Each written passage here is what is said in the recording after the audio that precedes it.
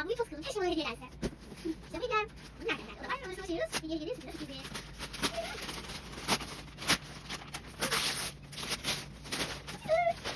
Çok tatlı bir bakar mısınız?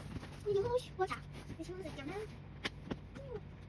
Bunların önce bu gazeteleri sayayım. Bu almak için uçuyormuş. Sonra kafasını sağ sola sallıyormuş. Koşuyormuş. Başına bakınca onu sanmıyorum. Sonra bunu bakınca ya bu. Ama bu arada bir hat sanmıyorum tam olarak.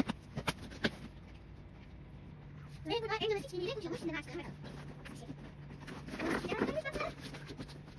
Çok tatlı bir şey. Bu şekilde. Ne çıkıyor? Ne? Ya çok tatlı bir şey. Şimdi evet. Şimdi nasıl olduğunu anlayamadım. Bence bakın şimdi bu. Ne yapayım şimdi?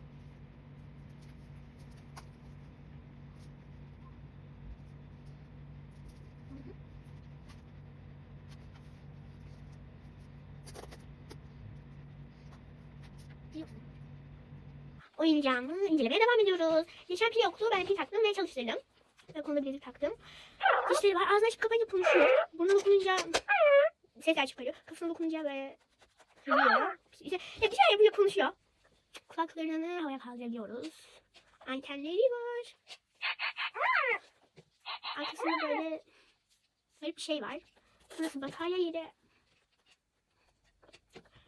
Boncuk boncuk bir kuyruğu var. Ve görüşürüz. Sizi çok seviyorum.